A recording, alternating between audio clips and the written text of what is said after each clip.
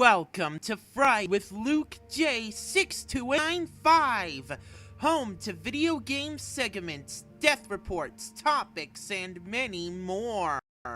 Introducing your host, the man known as Luke Jeffers on YouTube, LukeJ62895.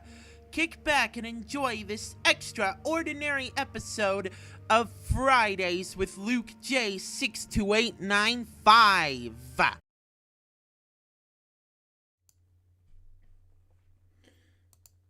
Thank you, DC Comics fan 2004. As soon as I get this thing fixed, we'll get started, okay? Let's see here. Since Billy's not here today, let me get this thing situated. Okay, there we go. Okay. Hello, people. Luke Jeffers speaking. Welcome to Friday's LukeJ625 episode number 348. And there's not much left on topics regarding per se. And I got not one, not two, but 7 dev topics, along with a topic I gotta read and a what I've watched on HBO Max today. Because I saw, and then afterwards we got a game 7 to play, and I got some notes to read and so forth. So let's do it now. So we got, shall we? So we got. Okay, let me just scroll down the chat and figure out what's going on, blah blah. Okay, here we go. First things first, what I've watched on HBO Max. It is the second half of the Polar Express, okay? And let me tell you something. It was an amazing movie. I saw it in theaters back in 2004 of late December. And I was like, wow. I had watched the movie years after that on Toon Disney and so on. It was the most popular movie on Toon Disney to date. And then years later, I saw the movies of the Brit. Like 8 years later, I saw the movies of the Brit version of it. He thinks that was the worst movie he saw ever seen in their life. If you didn't watch it, don't watch it. I respect his opinion. But then all of a sudden, I was amazed by it. So there you go. But after all these years of crap is over. But anyway, enough small talk of what I've watched on HBO Max. Let's move on to some dev topics, which is Anne Rice. Okay, I saw it on the PBS NewsHour special called Canvas on the Facebook group, and I saw she passed away last Saturday. Now, she was an American author. Hang on. I got a zit in my nose. Ugh.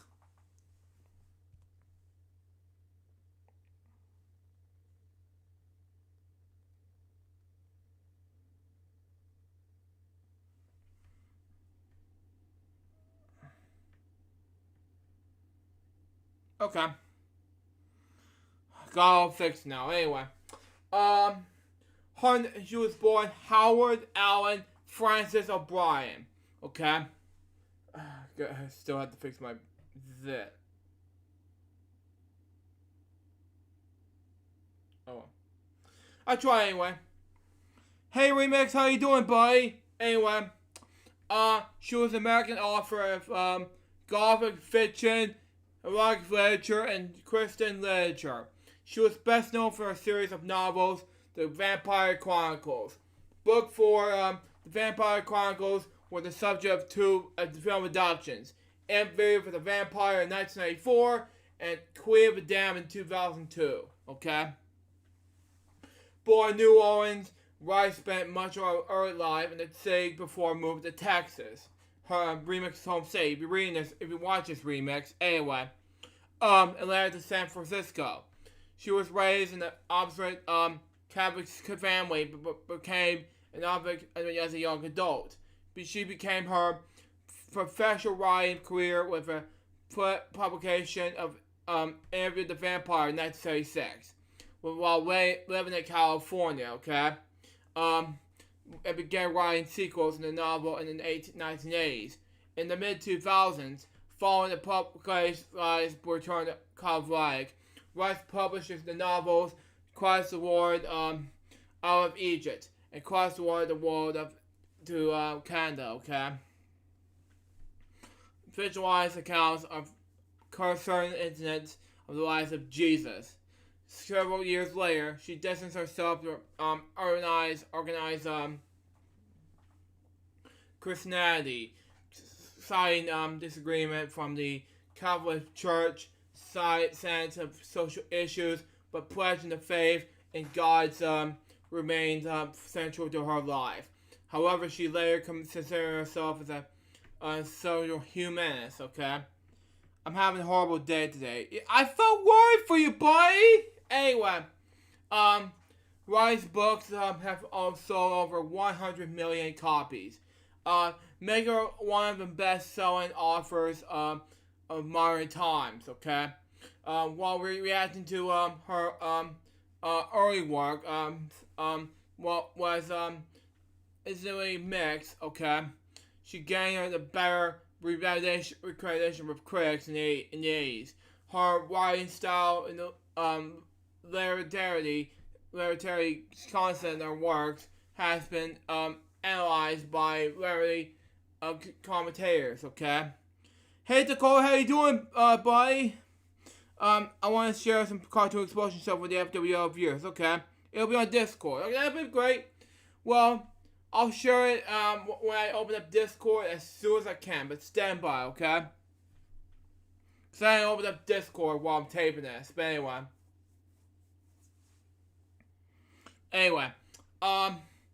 Moving on. Where are we? I can't read the rest.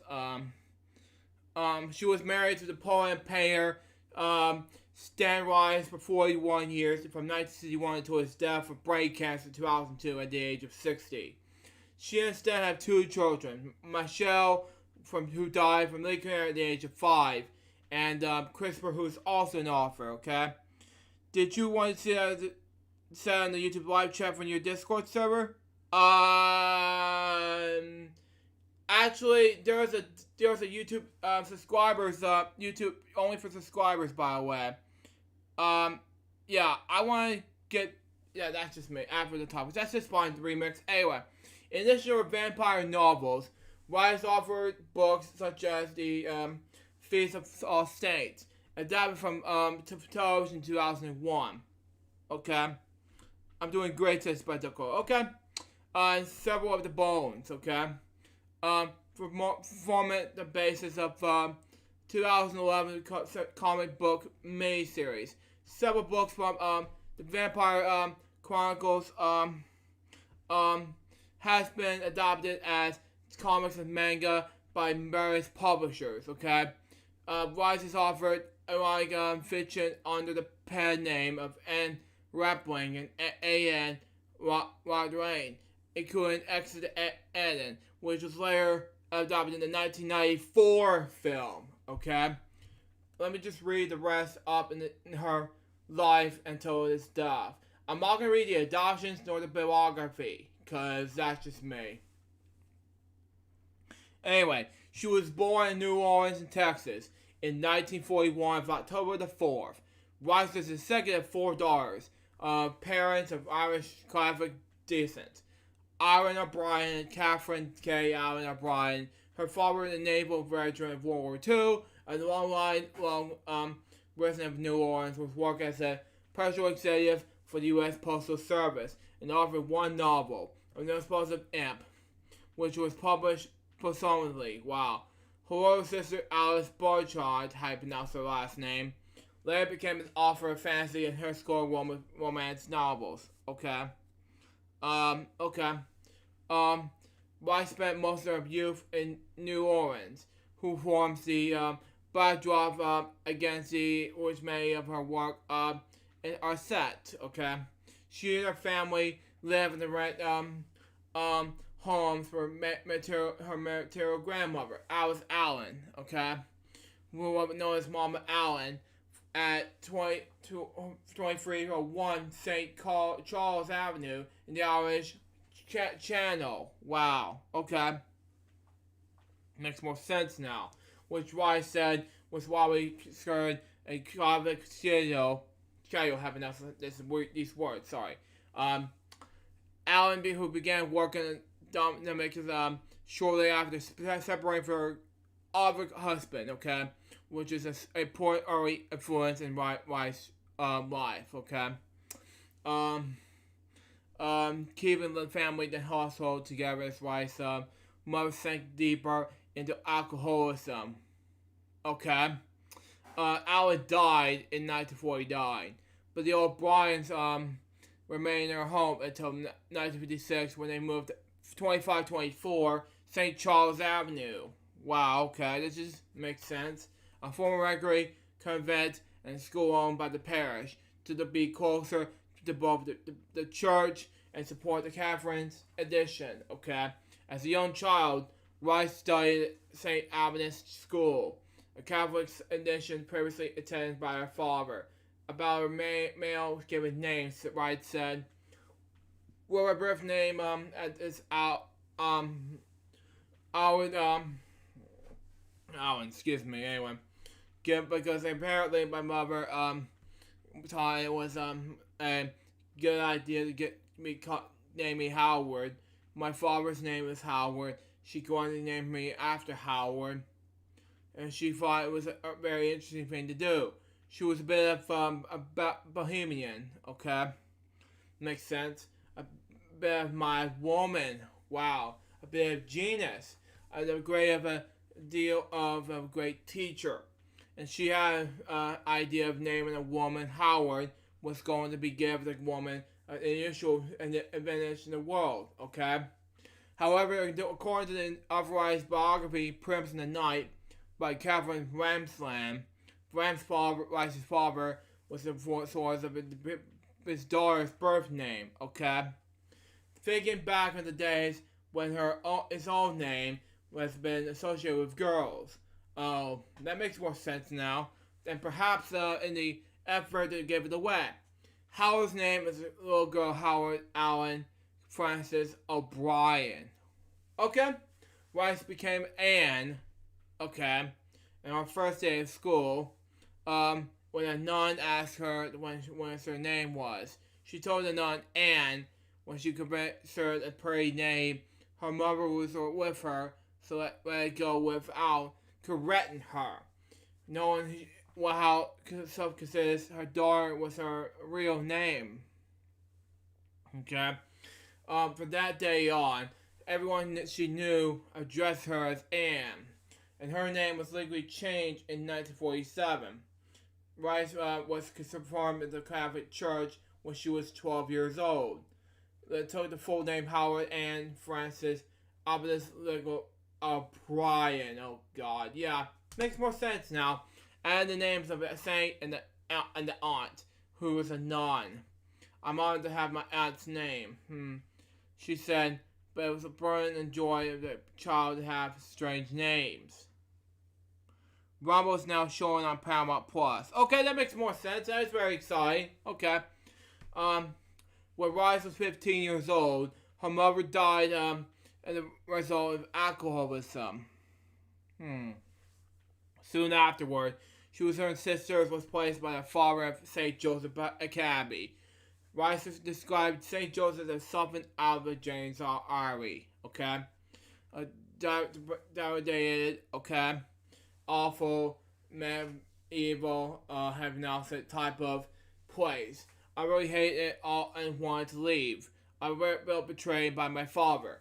In November 20, 1957, Rice's father married Dorothy Van Beaver. Having that's his last name. But okay. Her last name, excuse me. On the subject of the couple's first meeting, Rice recalled, my father wrote her a formal letter, inviting her to lunch, which I had delivered her to her house. I was so nervous, and I know he closed a pen with which she was to wear, accepted the invitation. The next day, she had the pen on. In 1958, when Rice was 16, her father moved the family to North Texas, purchasing the first home in Richardson. Rice's future husband, Stan Rice. In the journalism class of when they both students in Richmond High School. Okay.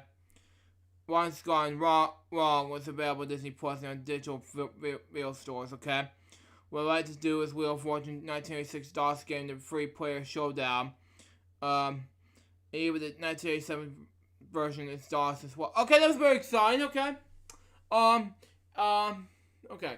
San Francisco and Berkeley. Okay. Graduating from Richardson High in 1959, Rice completed her freshman year at Texas Woman's University of Denton. Okay, and transferred to North Texas State College for her sophomore year. She dropped out when she ran out of money and then was unable to find employment. Okay. Soon after, she moved to San Francisco and stayed with the family of a friend until she found work through an insurance claims processor. She pursued her former roommate from Texas Woman University, Gay Mathis, to join her, and they found an apartment in the Haight-Ashbury district. Mathis acquired a job at the same insurance company as Rice. Soon after, they began taking night courses at University of San Francisco, an all-male Jewish school. They allowed women to take night courses. Okay. You could be the player in the ebook version. That'd be cool enough. It's very exciting. For Easter vacation and return to home to Texas, rekindling her relationship with Sam Rice. Oh my God. Anyway, after we returned to San Francisco, Sam Rice came to a week-long visit during summer break.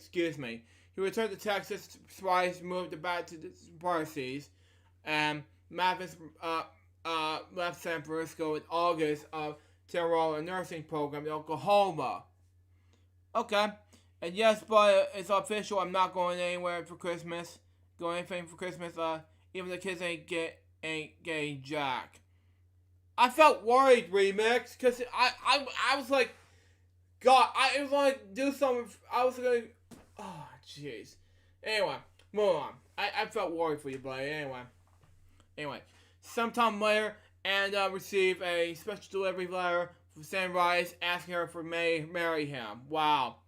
They married on October 14th, 1961 in Denton, Texas. Soon afterwards, she turned 20 years old, and she went to weeks from his 19th birthday. Wow. The Rice moved back from San Francisco in 1952.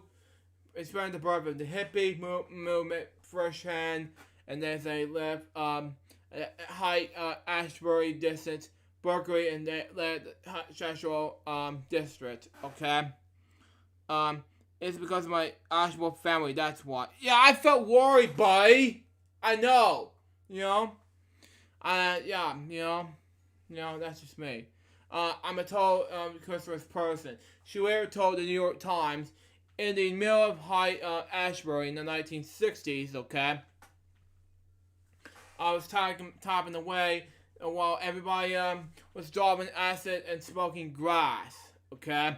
I was known for my own square. Rice attended San Francisco State University and attended a BA in Political Science in 1964. The daughter, Michelle, their nickname Mouse, was born to the couple on September 21st, 1966. Okay? And Rice later erupted in graduate studies from USF, USU to become a PhD candidate in the University of California, Berkeley. She soon became disenchanted with the emphasis of literary criticism and the language requirements in Rice's words. I wanted to be a writer, not a literature student. Okay? For the first time in ever, Tyler is launching with the free trial version, and you don't need the debit and credit card to use it. I agree! And pretty soon, I'm gonna get an Apple Card for Christmas. That's just me. It's gonna be big enough, you know? That's just me, you know? I don't know. Anyway, moving on. Rice returned to San Francisco State in 1970 to finish her studies in creative writing and graduating with the MA in 1972. Stan Rice became an instructor at San Francisco State shortly after receiving her own MA in creative writing from this institution, okay? And later chaired the creative writing department before retiring in 1988. Wow, okay? Of all people with like Apple Music, like I do, it's also on Apple devices and Android as well. Wow, okay? Makes more sense now, okay? Her daughter was diagnosed with extragranulational leukemia in 1970. Wow. Wow, okay. While Rice is still in the graduate program, Rice later described having a publisher's dream months before Michelle became ill that her daughter was dying from something wrong with her blood. Michelle died in 1972, shortly before she was having to turn 6. Wow, okay, this is shockingly bad. Anyway, Rice's son Christopher was born in Berkeley, California in 1978. He became a best-selling author and is all right. Published his first, let me scroll down. Novel at age of 22. Rice, is an alcoholic. And her husband, Sam Rice, quit drinking in mid-1979 so their son will not have their life unless she have a child. Writing career. Influences. Rice cited Charles Dickens, who did A Christmas Carol in the 18th century, okay? Well, 19th century, excuse me, back in the 1800s. Excuse me, anyway. Moving on. Victoria Woolf, John Milton, Ernest Hemingway, William Shakespeare. Okay, makes more sense now. The Byrne sisters. Excuse me. Anyway, John Paul Charay, Henry James, Arthur Conan Doyle. How pronounce it? H.R. Rider Haggard. Okay, and Stephen King, who did It and so forth, as influenced her own work. She repeatedly returned to King's Firestar for inspiration, saying, "I studied the novel for Firestar wherever I blocked. Reading the first few pages of Firestar helps to get me going." Wow. Okay. Then interviewed the vampire. In 1973, while still grieving the loss of their daughter in 1966, to 1972, Rice took a previously written short story and turned to a first novel with the best-selling Interview with the Vampire. She based her vampires on Gloria Holden's vamp character and Dracula's daughter. Okay. Perfect sense, okay. It established me what vampires were. They're intelligent, tragic, sinister people. I was really going to get the feeling when writing an Interview with a Vampire. I did a lot of research. Wow. After completing the novel and following many rejections from publishers, Rice developed obsessive compulsive disorder, OCD for short. Okay? She became obsessed with germs, thinking what she would contain everything she touched, engaged in frequent and obsessive hand washing and obsessively check locks on windows and doors. Of this period, Rice says, "Would you see when you're in the state in every single flaw on the J having else's word, sorry. It starts in the H, sorry. And you can control and you go crazy. Wow. In August 84, after a year of therapy or OCD, Rice attended Valley Writers Conference in Squaw Valley. Okay. Conducted by writer Ray Nelson, who, while at the conference, Rice met her future writing agent, Phyllis Shadle. Okay. In October 1974, Shadle showed the publishing rights to Interview with the Vampire to Alfred A. Ralph for a $12,000 event for a hardcover rights. At the time, when most of the new offers were receiving $2,000 advance. Wow. Interview the Vampire was published in May 1936. In 1937, the Rice traveled to both Europe and Egypt for the first time. Wow. Okay, makes more sense now. Other works. Following the publication of Interview the Vampire, while living in California, Rice wrote 2 historical novels, The Feast of All Saints and Cry to Heaven. Okay? Not the Cry to Heaven part from the song written by Jim Steinman from 2006, who it was the last song from Bad to Hell Free. So no, it's not that. It's a book, by the way. Along with 3 historic novels. The Claimant of Sleeping Beauty. Okay, that makes more sense now. And Beauty's Punishment and Beauty's Release. Okay, under the punishments A.N. Rogan and Lair. Okay, that makes more sense now. And 2 more under the volume and Roppling. Exit A.N. and Belinda. Rice then returned to the vampire genre with the Vampire Lestat and the Queen of the Damned. Okay, her best-selling sequels to Interview the Vampire. Shortly after June 2, 1988, returned from New Orleans, Rice penned The Witching Hour as her expression of the joy of coming home. Rice also completed her Vampires Chronicles series, which later grew to a common 10 novels, and followed up The Witching Hour with Lasher and titles. Okay, completing the lives of the May Let Fair Witches trilogy. Okay, she also published Violin, A Tale of the Grove Street Haunting in 1937.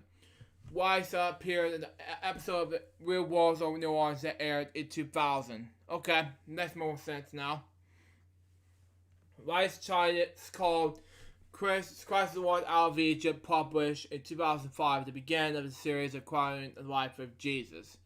Okay, after moving to Rancho Mirage, California in 2006, Rice wrote his second volume, Christ the Lord in the Road to China, published 2008 of March, and was working on the third Christ the Lord, Kingdom of Heaven, in November 2008 as well.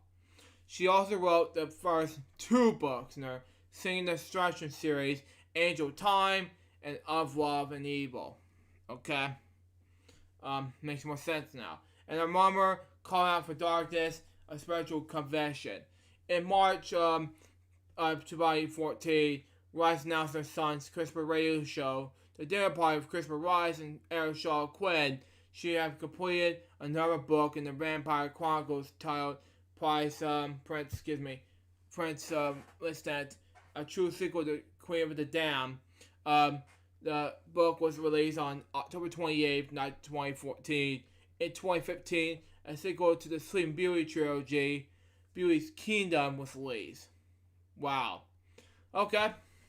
Reception analyst. Following this debut in 1936, Interview the Vampire received many negative reviews from critics. I just uploaded Essence the Night music video on my archives channel, Aaron Archive, that is. Okay, that's good. That's good. Anyway. Causing Rice to retreat temporarily from the supernatural genre, okay? When the Vampire Lestat's debut in 1985, reactions both from critics and from readers was more positive. And from the first hardcover edition of the book sold 75,000 copies upon its publication in 1988, The Queen of the Damned was given an initial hardcover playing some 405,000 copies. Wow. The novel was the main selection of Literary Gold of America from 1988 and reached the #1 spot in the New York Times bestseller list, staying in the list for more than 4 months. Wow. And I made some changes to the descriptions of it. I actually uploaded on YouTube. Okay, that's good enough. Rice's novels are well received by many members of LGBT plus community. Okay, some of whom are perceive their vampire characters as artificial symbols obligation and social intimidations, okay? Somalia was writing for the Boston Globe, observed that the vampires of her novel represent the walking intonation that who, by choice or not, dwell with the fringe, okay?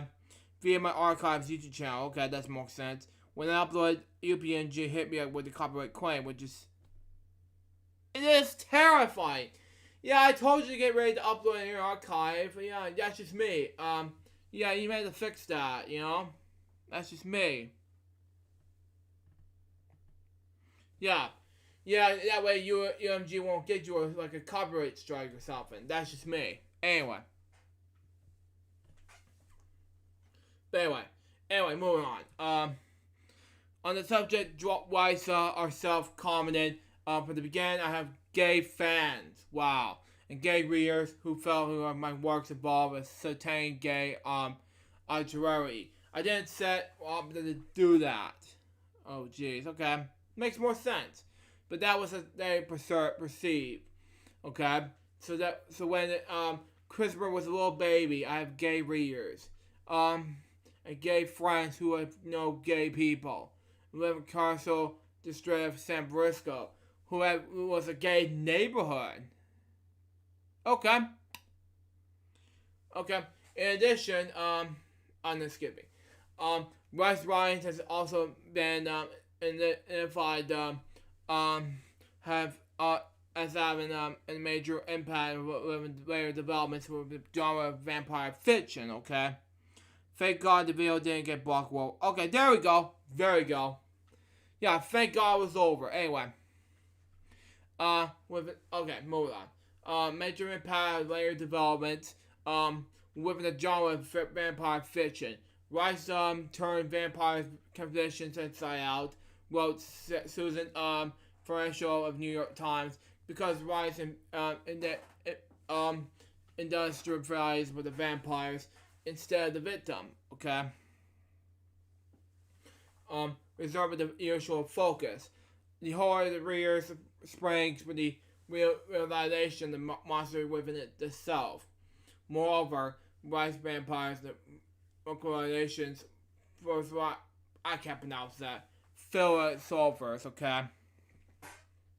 We spend much of the ability to pay in the nature of good and evil, okay?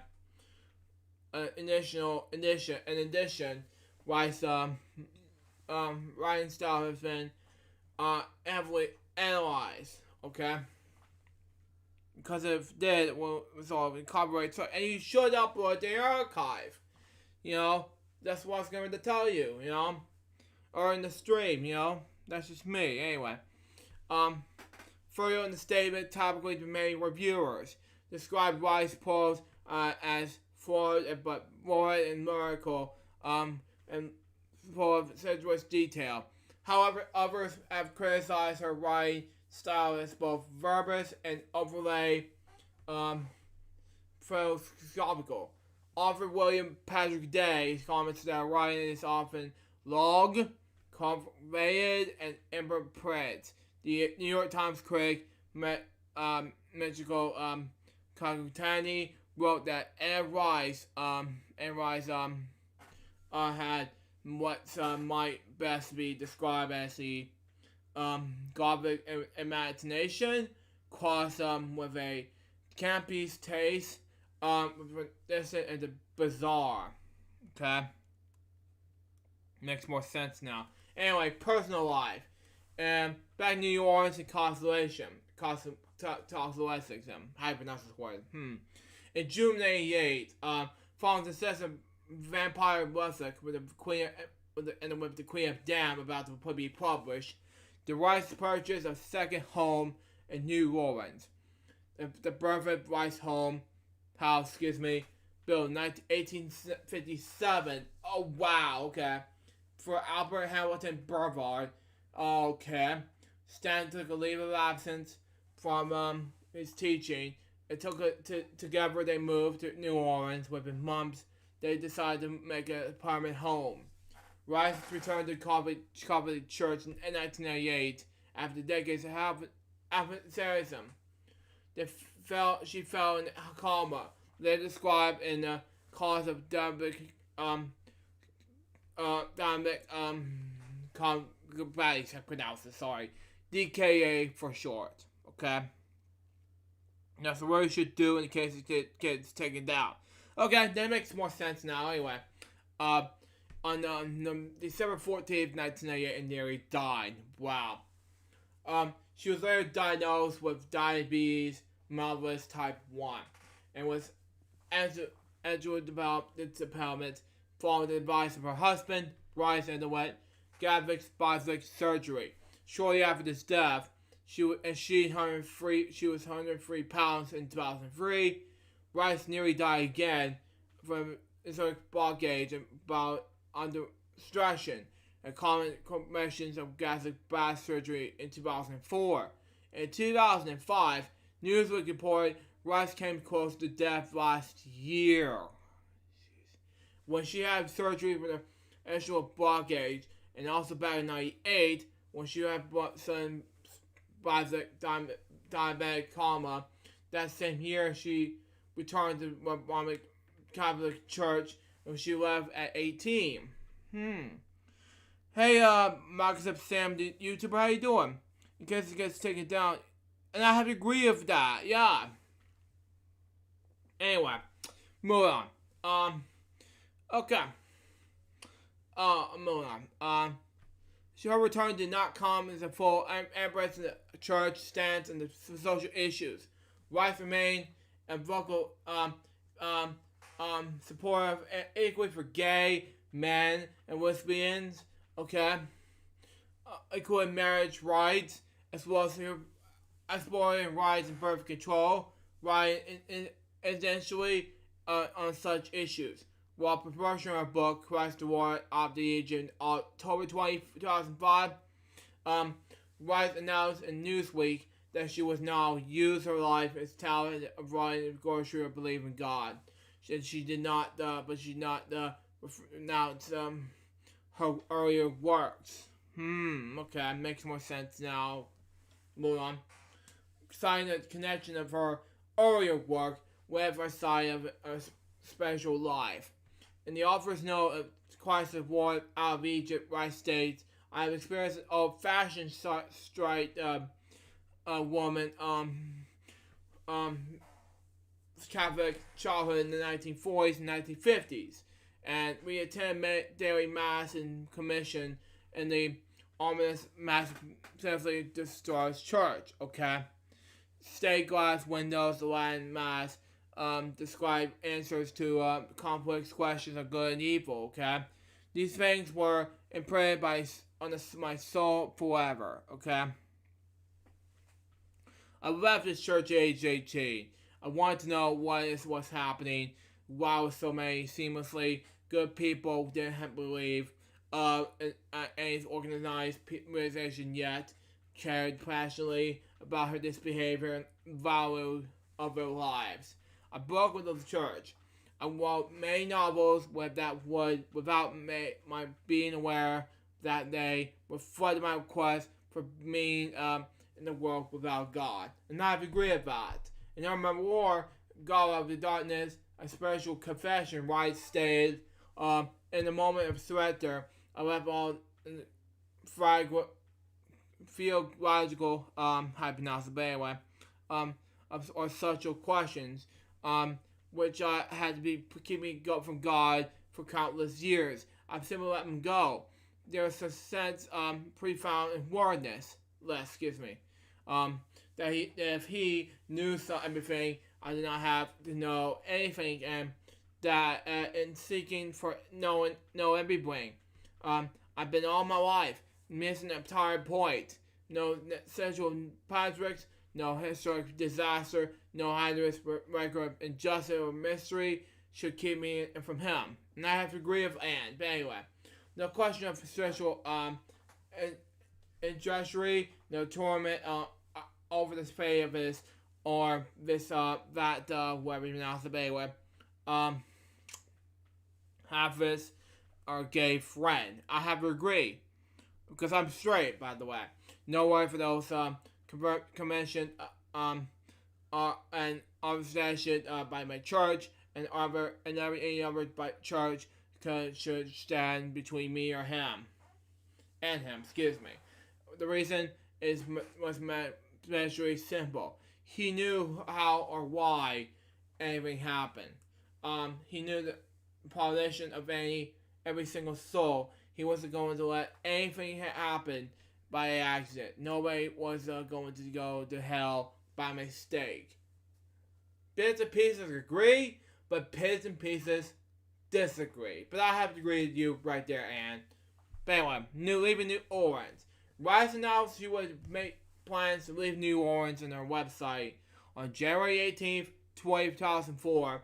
She started living alone since her death, and her husband and their son moving to California. And the reasons her move, what Rice put the largest of her 3 homes up for sale in January 30th, 2004. Moved to Gated Community of Kendall, Louisiana. Simply my life not owing so much was a chief goal, said Rice. I'm not no longer being a citizen of New Orleans in the true sense.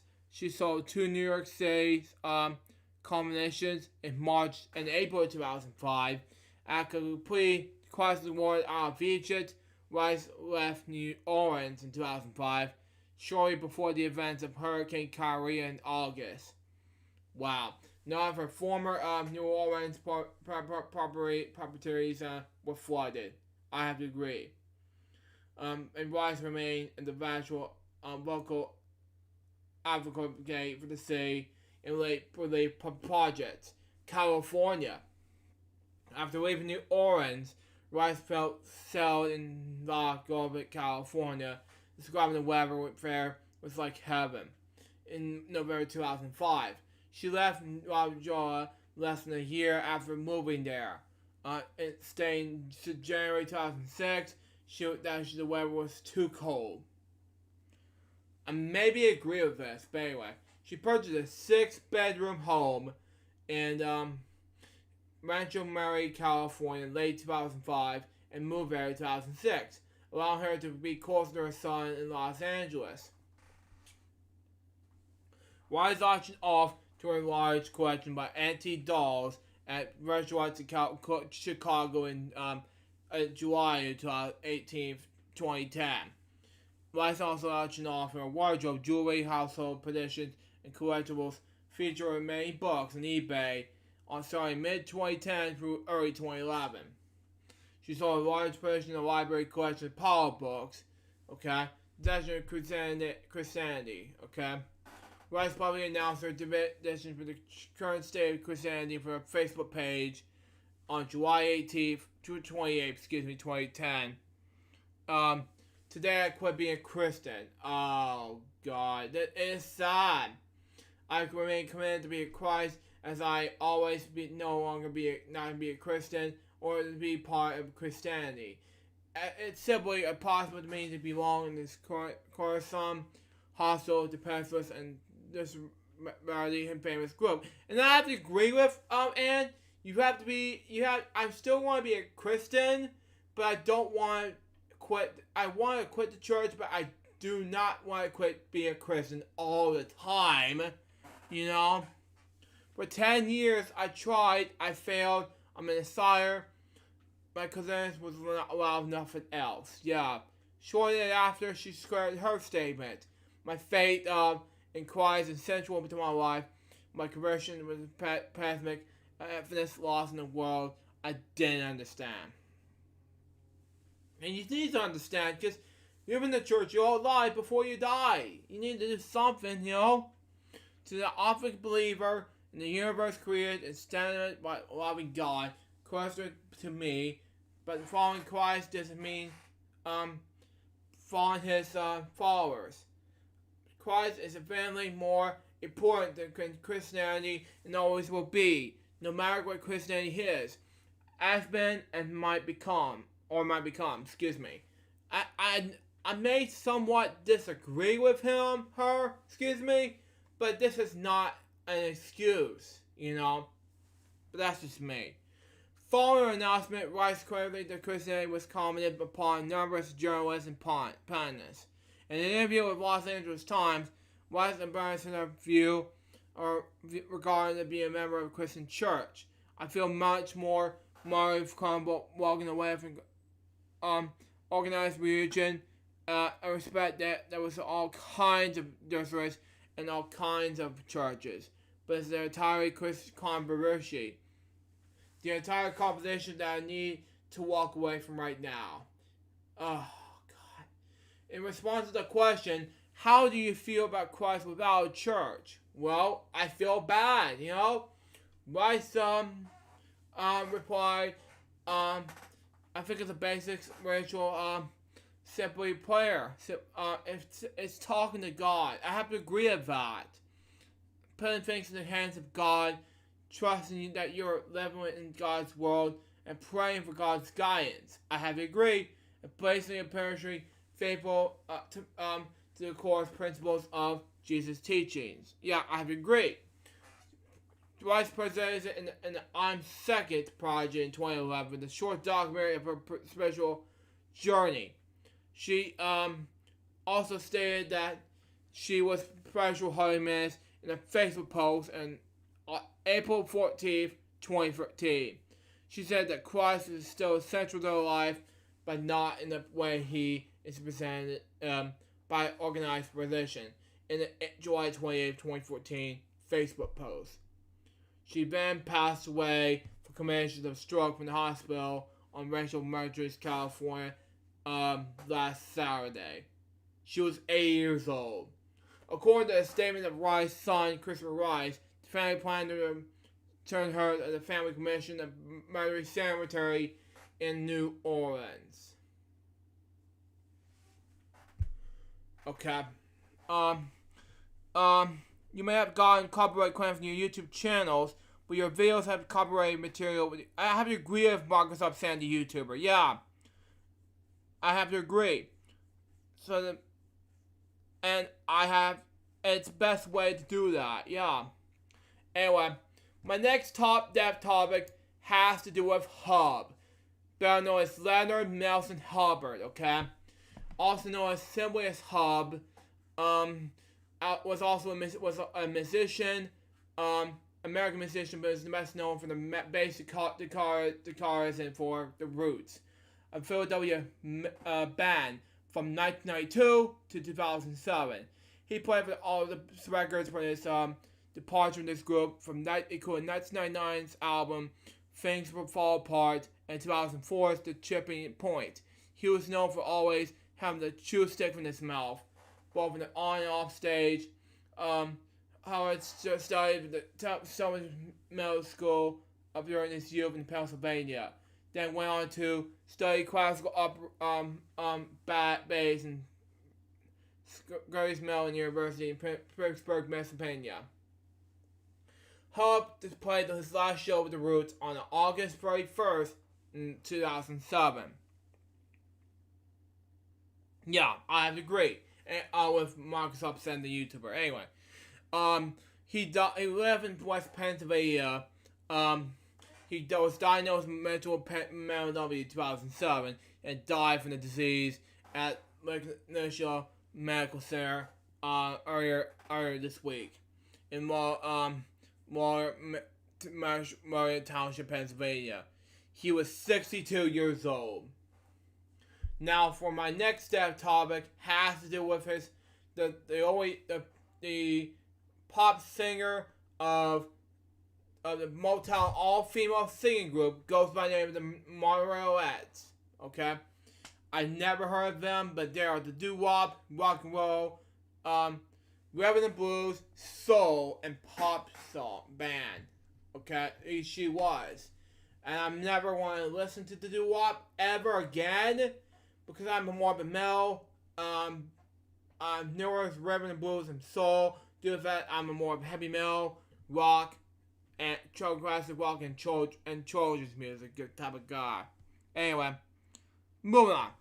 She was also known as Wanda Rogers, and Wanda for very so young was an American singer, known for being a member of co-lead singer with a popular Motown all-female singing group, the Morettes, okay?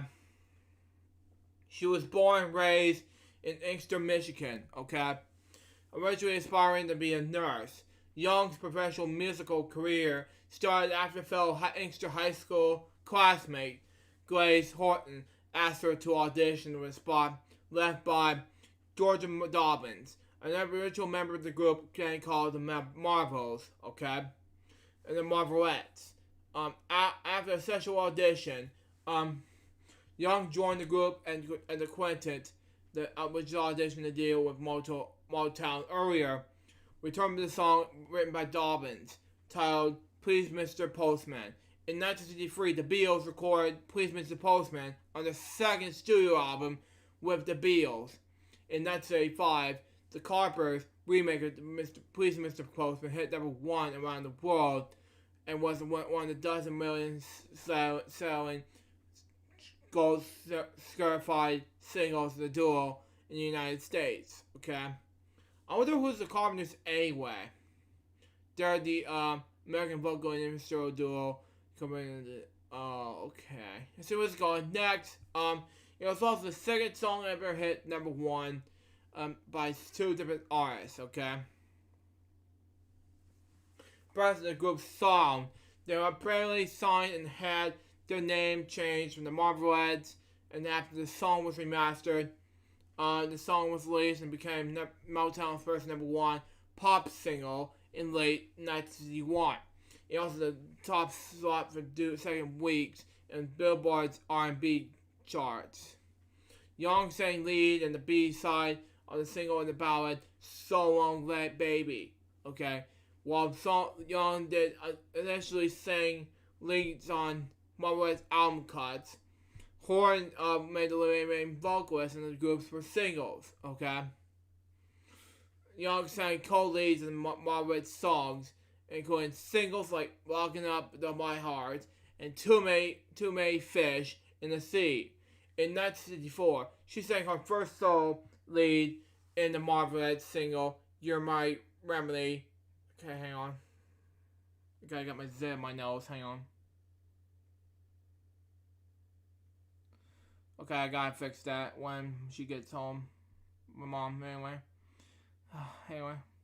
Anyway, "You're My Remedy," which just doesn't translate any success with its sales and chart figures. Anyway, the first hit single to feature her, okay, lead was the dance hit "Keep Holding On." From then on until the Marvelettes' departure, Young would be the main lead vocals in the group. She went on to sing leads on several classics such as "Don't Mess with Bill," a million selling gold in the 45. The hunter gets captured by the game, "When You're Young and in Love," and "My Baby Just Must Be a Musician." The Marvelettes hit making days on Wanted by the end of the 1960s, and in 1970 the group disbanded. In 1970, Wanted recorded a solo album with Smokey Robinson, serving her as a producer. Misspoke. Anyway, that's a good idea, Sam. I replace the copyrighted music in my library with the music that are copyrighted, like the ones in YouTube Audio Library. Yeah, I have to agree. Anyway, Disney making marketing value as a Marvelettes release. Motown released the album as a return Marvelettes. Okay, the other Marvelettes refused to participate in the album cover in the album flop. Young left the label in 1972 when the Motown label relocated for district to Los Angeles. Okay, she was life after Marvelettes. Young was involved in many years in substance abuse and alcoholism following Marvelettes' departure. Worries due to witness the shooting death of her sister and Young's family Inkster residence. She reemerged in the late 80s, and after accepting the offer from Marco Records' Ian Yvonne to record new songs and revised versions of her classics from the Marvelettes, she made a brief return to perform in the early 90s without Marvelettes members Grace Horton and Catherine Anderson. Okay, that makes more sense. Okay. Catherine retired from the show business after Marvette's breakup. Both Horton and Young collaborated on the Marvette's recording from the Monterey Bit Records. Okay. They recorded an album called Marvette's Now. Um, the artwork in which after the Pink 1967 album featured both Young and Horn on the cover. In 2002, Kanye West sampled Young's cover version of Miracles After All for Jay-Z's rap duet, Popping Tags, okay? From the blueprint to the gift in the current album. Okay? I have to agree right there, okay? Which features Killer Mike, Big Boy, and I've never heard this band. I'm not gonna listen to it. Twista. Okay. Moving on. Rock and Roll Hall of Fame. Marvelous was nominated for the induction in the Rock and Roll Hall of Fame in 2013, 2013, again 2015. Okay. Personal life. In June 1962, after signing on to Motown, one child was born, Meza Young Ventures.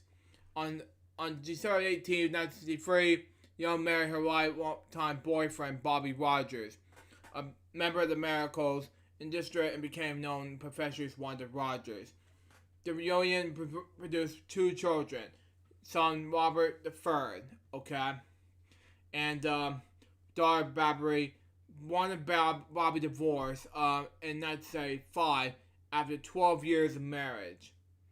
On February 17th, 2015, Young's biological daughter, America Rogers, adopted and raised by an aunt, was murdered by a friend, Inkster, Michigan. Rogers was born on August 27, 1982, 7 years after Young's American singer Bobby Rogers got divorced. Wow. Although personally is unknown, she received the singer's last name, and it was named after a group, the Miracles. Okay. Even though it was already remarried by the time she got converted. In the later years, where Young was in Inkster, Vermont, Redford, and the Baltimore section of district. She died this month. She was 78 years old. My next topic has to do with Bridget Hanley, okay? But she died. How is she?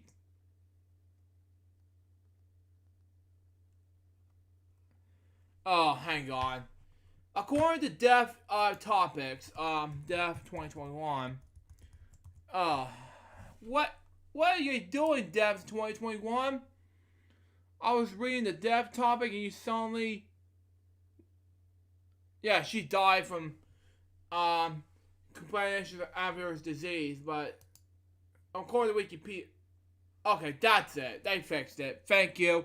Anyway, they try to fix it. There you go.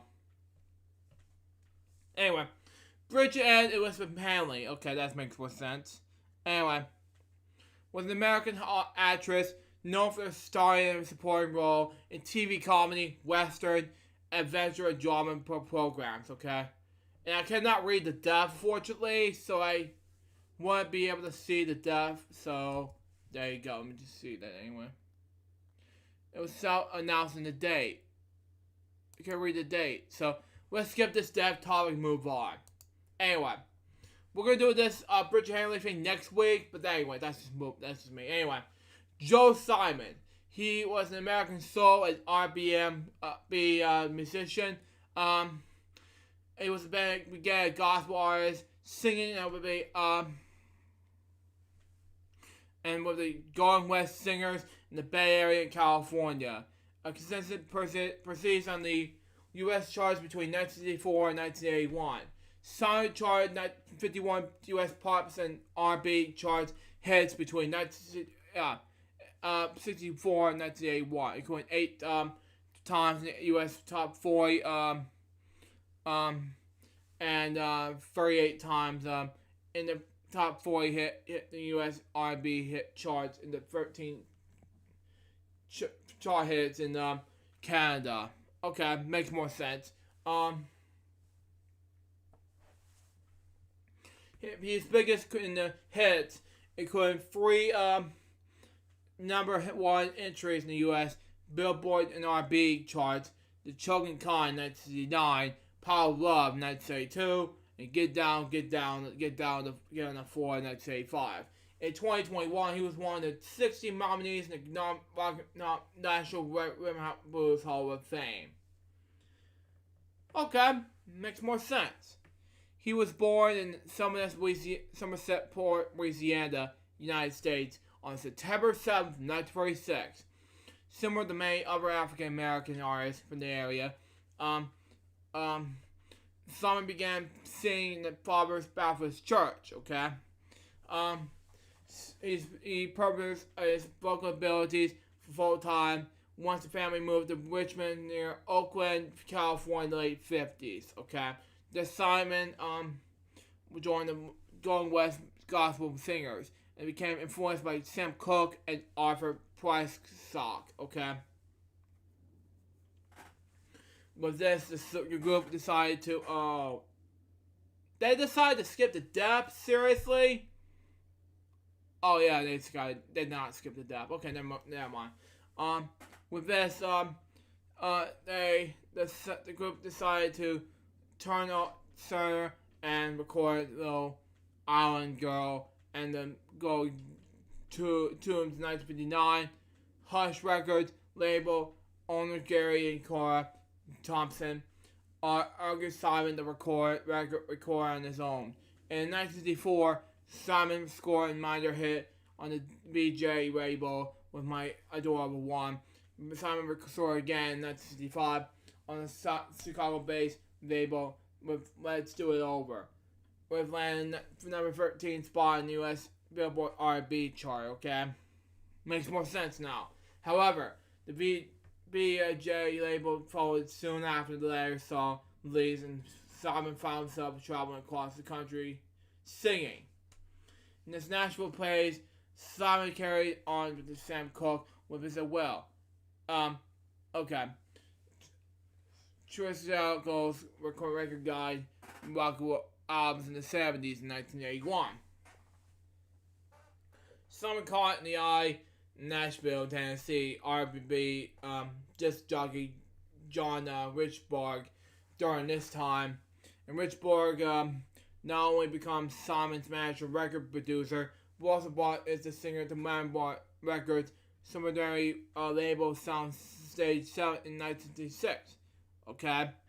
That year, Simon released Teenager's Prayer, which peaked at number 11 in Billboard's R&B charts. Within the next 2 years, Simon released a string of hits: "You Keep Me Hanging On," "The Choking Con," Billboard's Hot 100, number 13, "Forward and Down the Road," and "Yours Love." Okay? "The Choking Con" was written by Holland Howard.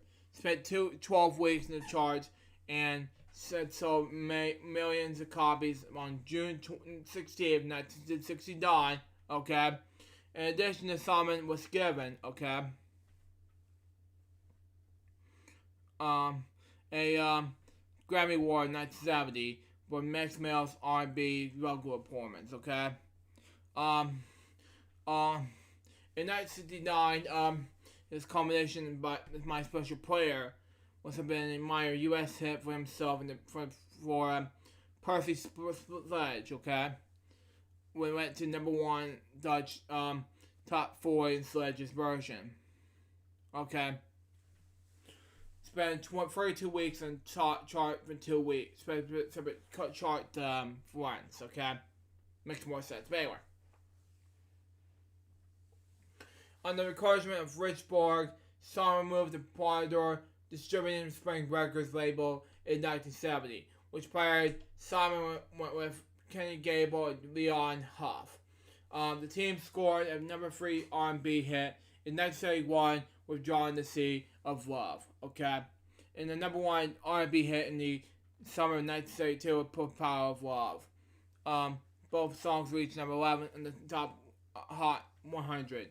During the Sea of Love sold 1.5 million copies, and the RIAA and January 6, 1932 gave a gold disc. Okay.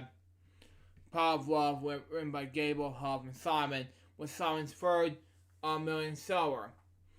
And the RIAA award gold disc status on August 29, 1932 was he also continued to release R&B hits with Pull on Bad Luck, Trouble in My Home, Step by Step, He's Only UK Success, I Need You, You Need Me, Music My Bones, Carry Me, and 1935's Get Down, Get Down, Get on the Floor, which gave Simon his third number 1 R&B hit, and also number 8 Hot 100 hit. Okay.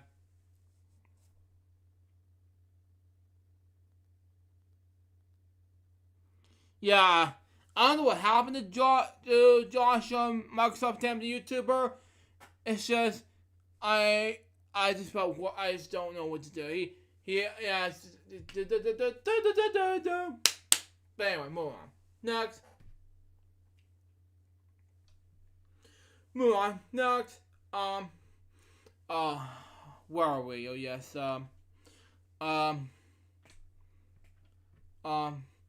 Some success occurs the writing producing the theme tune for the film Compadre Chef Joe was in 1973. In the late 70s or 80s, Simon decided to remove his tenor-based baritone voice for the music world and devote it in the other parts in the life of Christianity. Simon began evangelistically preaching in Floresville, Illinois. Okay. In 1983, he was producing the album Lay My Burning Down for the former Davis sisters. Second lead, Jackie Verdal. Simon released a gospel album titled This Story Must Be Told in the late 90s. In 1999, Simon was inducted the Pioneer Award honoree by the Rock Rhythm and Blues Foundation. Joan Storr, who covered The Chosen Kind in our 2003 album, The Soul Sessions. Simon has number of his songs, several of his artists, including Outkast, with several before The Night Is Over, and the hit So Fresh, So Clean, and Lil Kim, who Simon says to be the way sometimes. And Magic Stick, featuring 50 Cent, Memphis Bleak sampled Simon's Straight You Up with the set track Alright in the 2005 album 534 album. Okay. He died on last Monday. He was 85. Sources of eternity was 85 years old. And kind of sources that during his lifetime, it died the later year of his birth. Wow. Okay. Move on to 2 more death topics and we'll read the last one. So here we go. Okay, I have Wi-Fi internet that was powered for the cable router. Yeah, I know what you're saying, Josh. Yeah. Anyway, he was a music he was an American music manager, television producer, author, speaker, and non-profit consultant. Best known for his role for organizing the 1985 benefit record We Are the World and the 1986 charity event Hands Across America. He was born in November 24th, 1946, the son of Billy Berchkolovic, a professional violinist, and Adrian Carter, a tax lawyer. His birthplace was very exciting Abilene in Berkeley, California. He attended the University of California, Berkeley, and Harvard Business School. Cragen was professional manager to numerous musicians, including country music stars Trisha Yearwood, Travis Tritt, Dolly West, and Kenny Rogers. Okay. Anyway, speaking of mashups, Microsoft sent me to YouTube or comment my videos and these mashups saying that they are nice, telling me to keep it good work. My response to him is thanks. That's good. That's good. Anyway, for many years. Anyway, Kraken was the executive producer of the Smokers. Anyway, Wilbur's comedy hour. He met Kenny Rogers in the first edition, become their manager. Kraken was the executive producer of the show, Rolling the River. Kraken married Kathy Warrington, not to say it, and had a daughter. Wow. Then charity events. In 1985, he was instrumental in starting the talent that appeared on the fundraising single and album, We Are the World. Harry Belafonte contacted Kraken, who was then managing Lionel Richie and Kenny Rogers, about putting together a concert to help raise money for African causes. Kraken talked about it, that concert would make effort enough to a difference and suggested a charity single. Indeed, yeah, I agree. Yeah, I feel you. Ran into Uncle Craig again. It really sucks. Yeah, I have to agree with you right there. Anyway,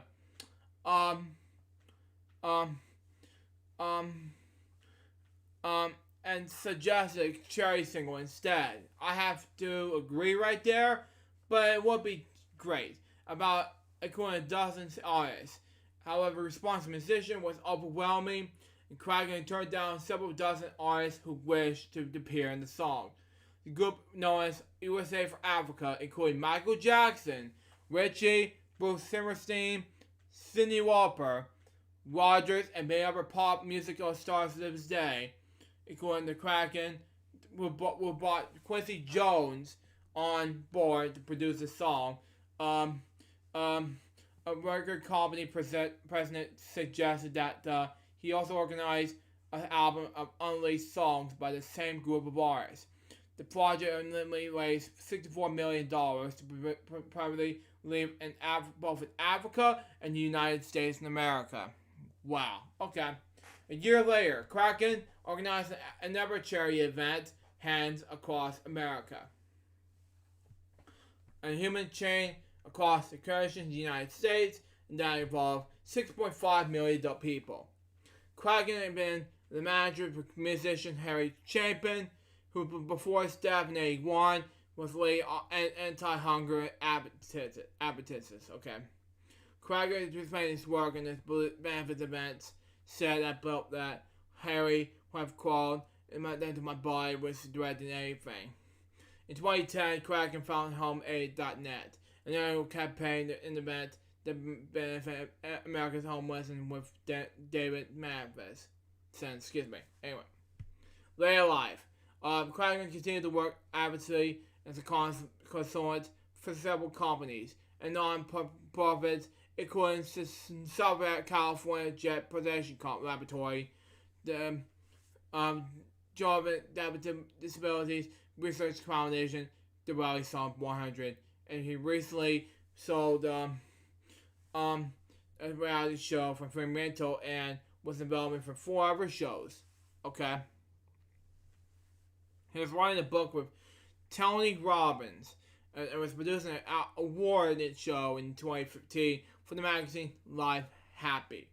In 1997, Kraken was featured speaker at the consultant to the Interface Corporation's annual meeting held in May, which won the Global Polygon Award for Stage Excellence for Meeting Professional International. He portrayed himself in 1996 TV movie The Late Chef after the battle between Jay Leno and David Letterman for The Tonight Show, a dispute between Kraken and Leno's longtime manager and executive producer of The Tonight Show, Helen Klosnick, okay? Considered the Klosnick's departure. Kraken received multiple awards, including the United States Nations Peace Medal, the Man of the Year of the Boys and Girls Clubs in South California, 2 MTV Video Awards, and several Grammy nominations. He was a professor at UCLA.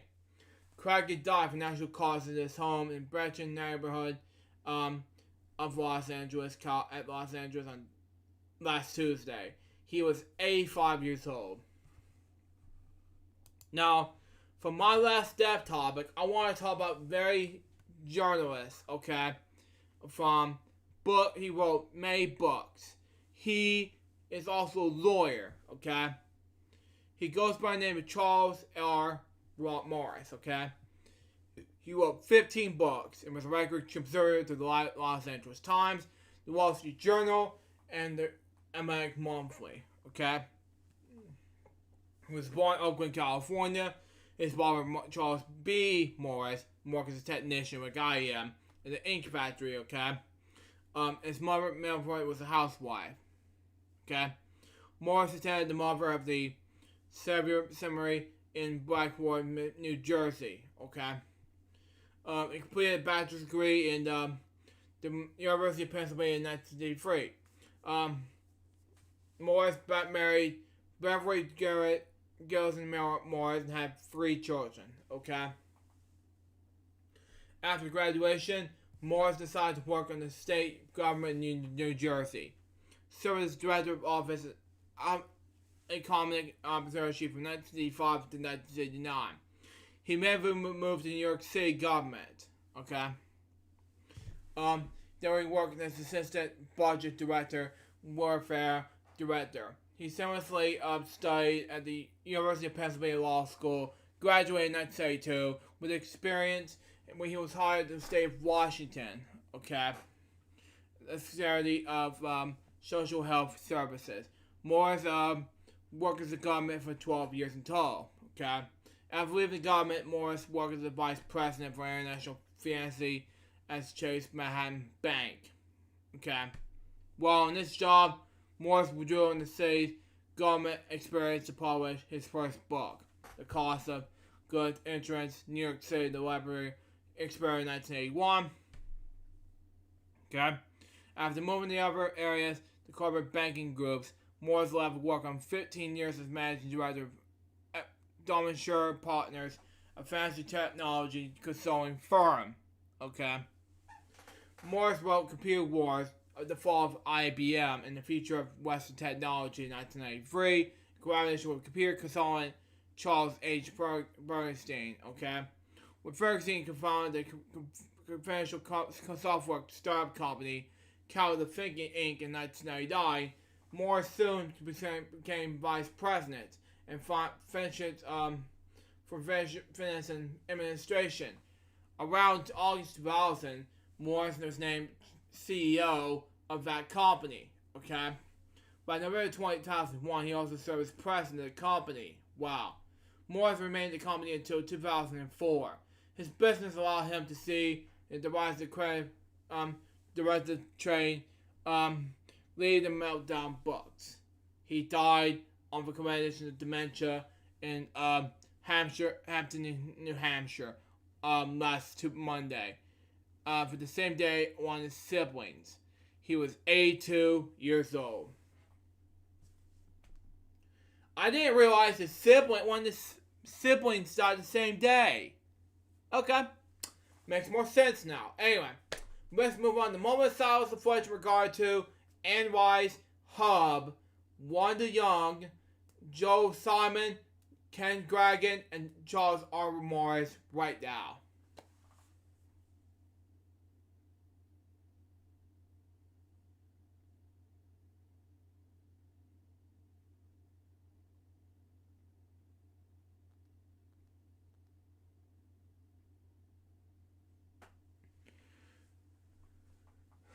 Thank you. Rest in peace to these, the following 6 people.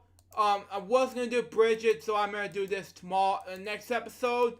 But right now, we got a last topic to talk about. It is about Brian Williams, who will be signing off NBC with Stark Warren about America's future. Now, Brian Williams started at NBC I'm not sure it's the 90s or the 80s. We'll see what happens. It was at NBC News, but in 2015 he had the scandal, 6 months suspension. But he did, however, start in MSNBC at this 11th hour with Brian Williams.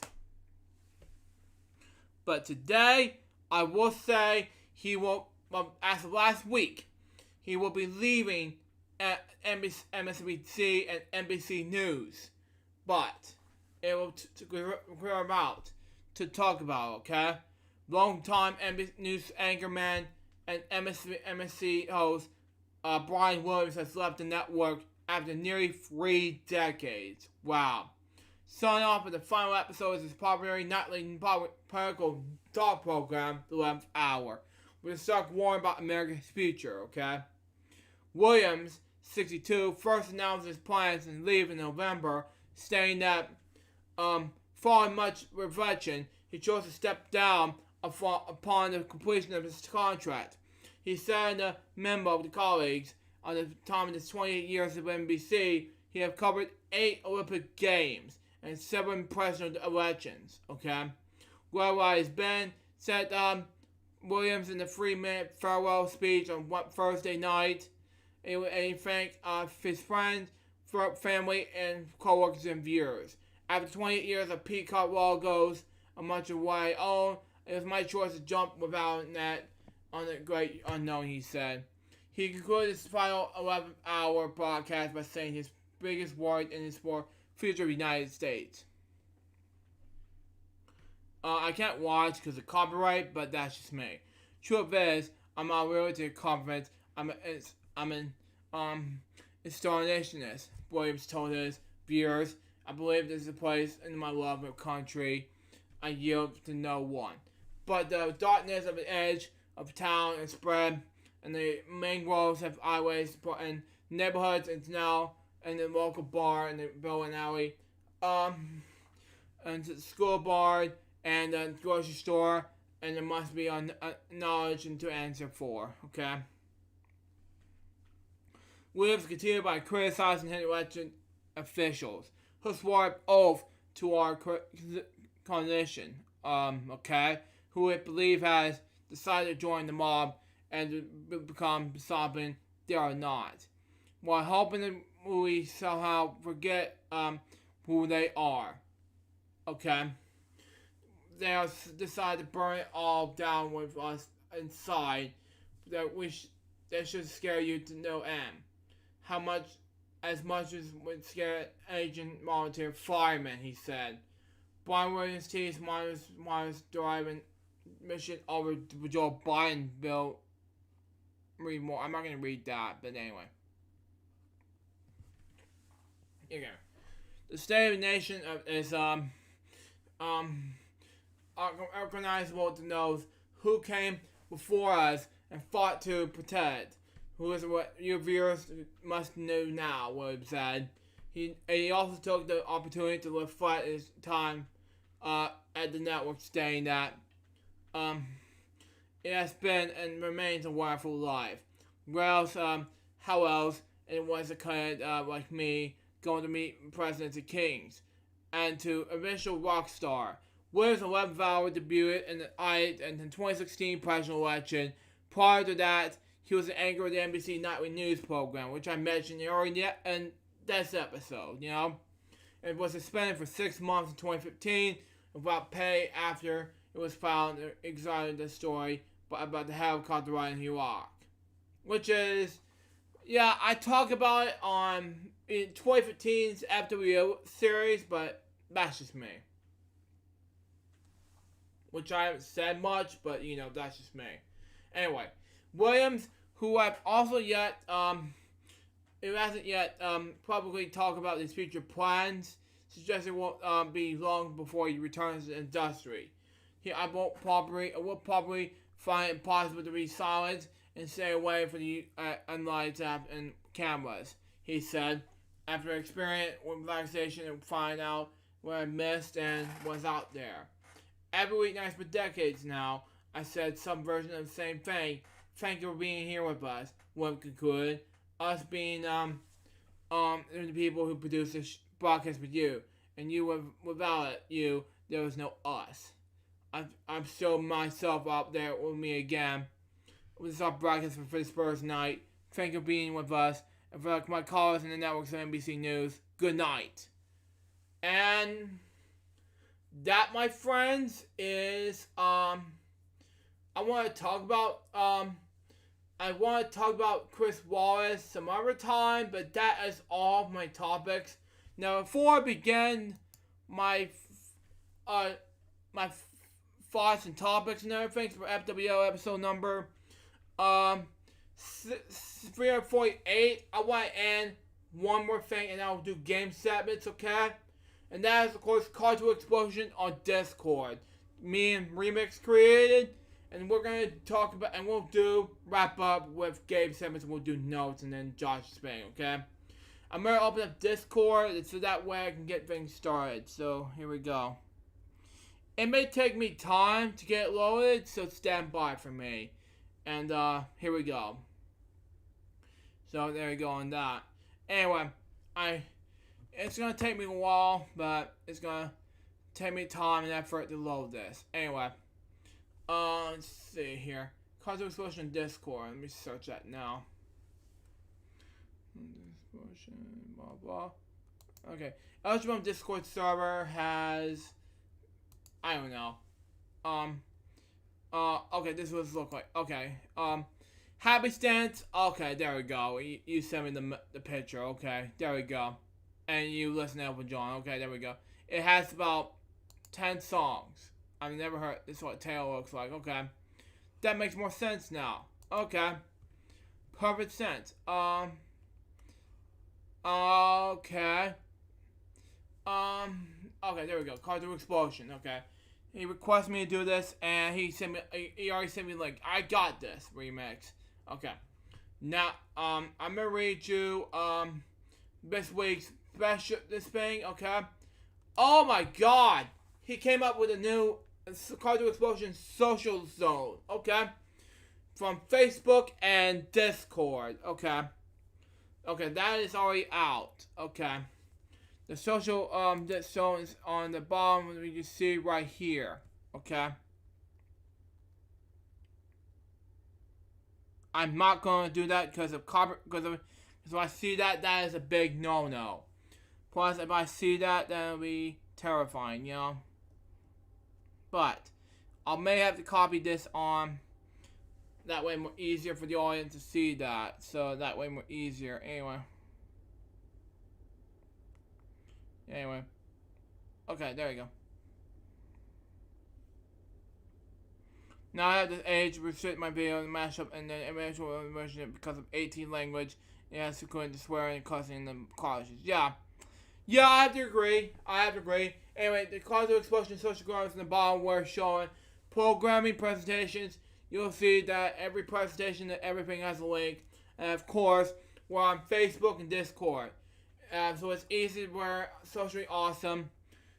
Again, the Call to Explosion social zone is on the bottom and it's shown after Delicious message on the bottom. The future education looks bright for us. And that is right here, okay? The reason why is because I want to end up looking community guidelines strike. And I have to agree. And he's getting Discord long. Okay, there we go. Yeah, that's fine. Just want to make sure, remix. It's fine. It's just, once he gets low into that, and he's going to send me the link, and once that's done, then I'm going to go ahead and get the game service going, and once that's, and that way it will be more easier for us to do it. So there you go.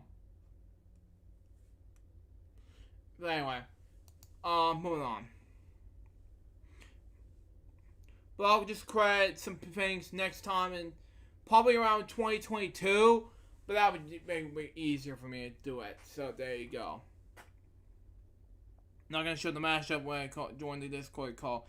Yeah, I agree with Josh, but you know, that's just me. Because we don't want to get games with copyright claim. I have to agree with Josh, you know? That's just me. Anyway.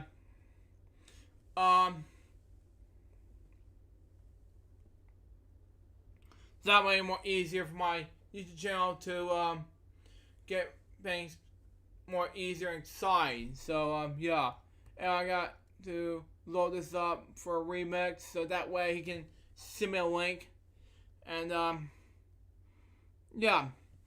But I just think, and no, Josh, I'm talking about the Cartoon Explosion Social Zone, not the the song you were doing. You know, that's just me.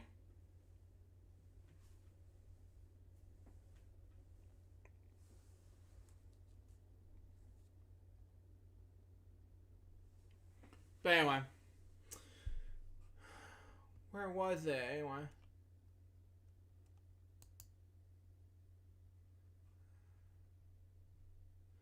Okay, it's cartoon characters, blah blah, and couldn't see the official one, and today at probably there we go. Today at 1:06 p.m. Let's support tiny creatures with Pip, Pop, Posey, and their friend. It's all right there. I'm not gonna click the link due to copyright reasons. Okay, that's good. What's next? Bold Memories. Okay. Starting around the 12th day of that, it's gonna be a good one. So we got these going around and logo arts. So these are good news, and that's a new logo, by the way. Anyway, move on. I mean, we're gonna wait for Remix to figure out what's gonna happen next to the links, okay? And I'm still gonna wrap things up, but once we get done with the notes and everything, I'm gonna stand up Discord. So here we go. Anyway. Oh, news and topics. There you go. Oh, okay. It's Starry Red and special trailer. I'm not gonna watch it because of copyright, blah blah. And yeah, that's all it is. Okay. And low Barry. Okay.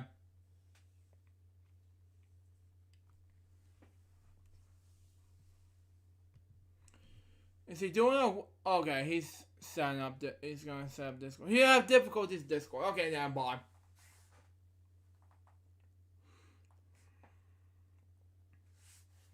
But I'm stuck at this Discord server.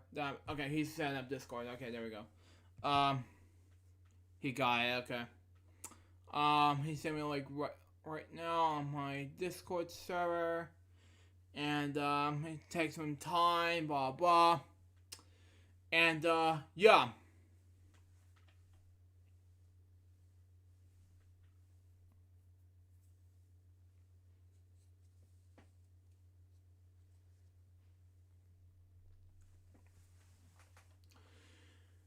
But it's better than episode 347, you know.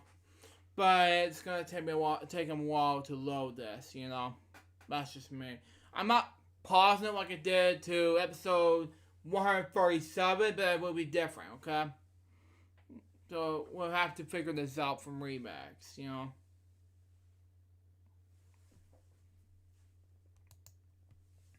We're gonna stand by. We're gonna figure out what's going. Okay. I can't get Discord to work on the Mac. I'm sorry, it could be it. Okay, that's good. That's just fine. I just want to make sure you're. I want to make sure you're having difficulties with Discord. But you're gonna send me a link via Messenger or something. Next time we're doing FWL. Okay. If it's okay. Okay, that's fine. I want to quit Discord so that we can do Discord my Messenger. If I do it on because if I do it on the Messenger via my iPad, my computer, I'm not gonna do it. That would be fine, you know. Anyway, move on. I got game segments to do. I don't want to waste more time. Okay. Because I can't find the window, and my mother is giving me. Yeah, I felt worried for you, buddy. Anyway, and I got a game 7 left. I'm gonna wrap things up. Anyway, I know how this works, but anyway. On this card, it's a jack. Oh, and a jack. It's a 6. Oh, man. It's a king. Ooh. Lower.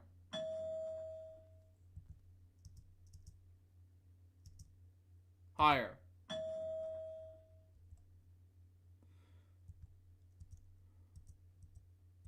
Higher. I want this 6. That's another 6. Okay.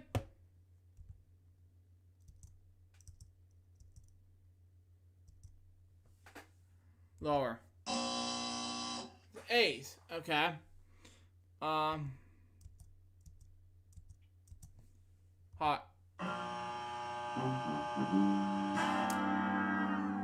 Okay, I didn't know it was lower or not, but yeah, I should know it better. Super Scratcher, and should I pick higher? I should have picked lower, but anyway. Next, 11. I misspoke there. 12. 14. 8. Gold. 9. 37. Okay, it's not bad. $10,000. It's very important to share cards with explosion stuff. Yeah, I have to agree right there. Anyway.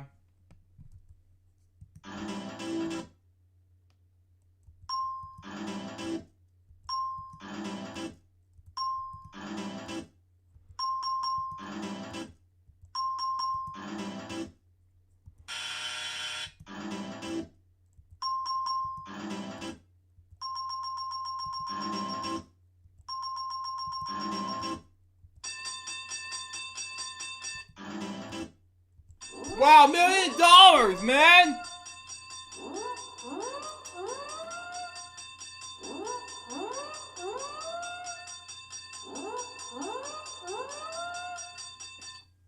Okay, we got home stretch, and we are done. Dues. $50,000, okay. 1.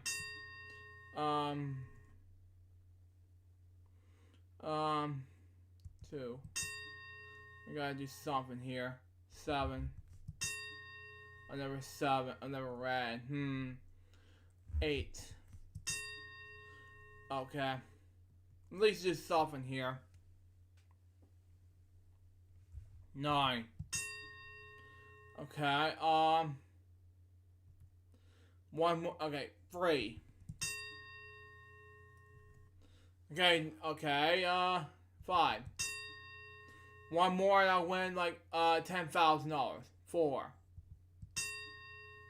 One more I'll win for $25,000. 6. Okay, not bad at all. $10,000. Okay.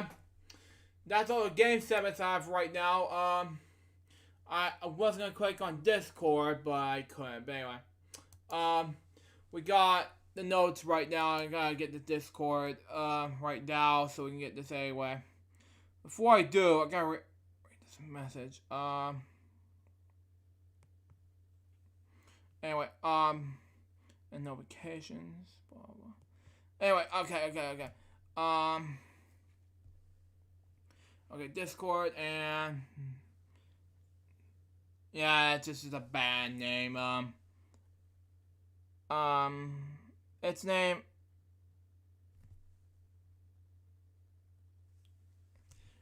It's actually called Tittle, not Tito. Josh. It's actually a song by Fuzzy. You know, that's just me. Anyway, I gotta wrap things up. So here we go. We got Weekend Celebration episode 91. Followed by PS Blues Days episode 31 to 34 to 37, excuse me. And Switch Saturdays episode 24 to 28 on Tuesday, Saturday. And then we got the Lunchtime Lunch Club episode 270 that same day. Then December 19th, excuse me, is LukeJ62895 Cooks. episode 13. And Luke Elsham Reacts, episode 773, which is supposed to happen last Tuesday, but I got carried away. And Lunchtime with Roses Club, episode 271. And December 20th is Life of Roses Club, episode 5 Stories, episode 8.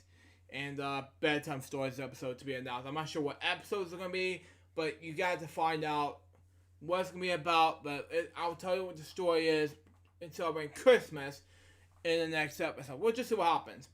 Then, Tom Roses Club episode 232, and the same day, December 20th, 2021. Then I got December 21st, the following 4 projects. We got Appedition 94 update video, Bedtime Stories, LukeJ Reacts, episode 774, and Lunchtime episode. And originally I was going to do projects on the December 22nd, I had to do Bedtime Stories the same day, but I had to watch someone on Disney Plus, and I had to go see my dad the same day. December 23rd, after I go home from work, I have Bedtime Stories and Lunchtime. I have to do weekend celebrations, but once I get done, I have Christmas Eve off from work. And then we'll be back for a brand new episode of Friday's LukeJ62895, where we're just going to celebrate the conclusion of Merry Christmas Fridays. Josh, take away from us. Alright, so the only topic that I have for this episode is, well, I do have 25, I will be continuing 25 Days of Christmas, and while I'm at it, and after that, and while I'm at it, I will get production on DC Comics Fan 2004's Logo Bloopers episode 10 done, and yeah, that's all my topics for this episode. Thank you, Josh. Anyways, guys, that was Friday's LukeJ62895 episode 348. Hope you enjoy it. Stay tuned. Next one's going to be Merry Christmas Bye, as I mentioned earlier. Till next time, suggested by Peace out, baby. We can more episodes, guys, very soon. Till then, jump out. See ya.